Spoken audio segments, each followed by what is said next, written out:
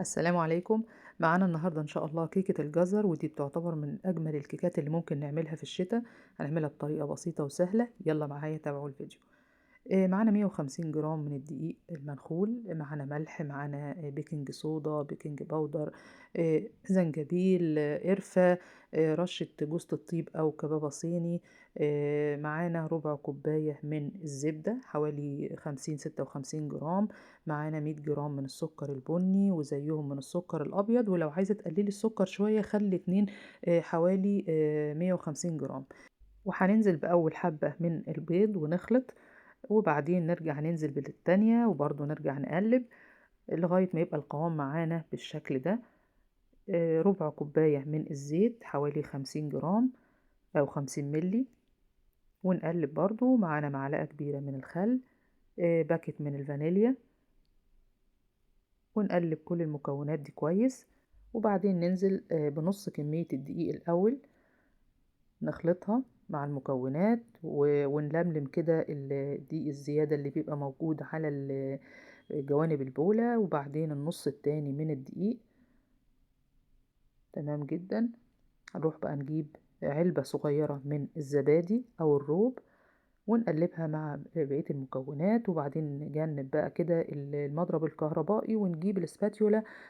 تقلب معانا حوالي 100 جرام من الجزر المبشور مع المكونات كلها كده من تحت لفوق، وفي قالب الفرن اللي بيبقى مدهون زيت ومتبطن كده برشة من الدقيق.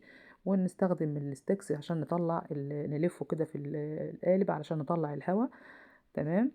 وبعدين هتطلع معانا من الفرن اللي كان متسخن وانا بشتغل في المقادير على درجة حرارة 180 درجة. هتطلع معانا بالجمال ده. التشقيق اللي انت بتشوفيه في الكيك ده علامة مهمة جدا على ان الكيك بتاعك كان ناجح ومش مكتوم واستوى كويس. هنقلب بقى القالب كده على الشبكة عشان يطلع الحرارة اللي فيه، وتبدأ تهدى كده ونعرف نقطعها.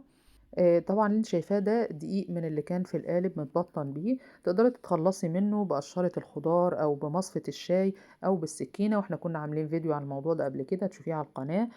طبعًا الكيك طلعت معانا بالجمال ده، ما أقولكوش ريحتها قالبة الدنيا طبعًا.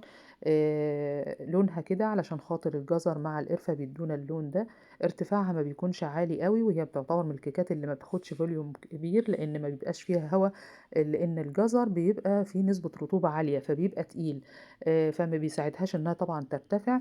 كمان في معظم الكيكات بنضرب السكر مع المادة الدهنية الأول، فده بيساعد إن هوا كتير بيدخل للكيك، إنما دي لأ، هتلاقوا خطواتها طبعًا زي ما شفتوا مختلفة شوية.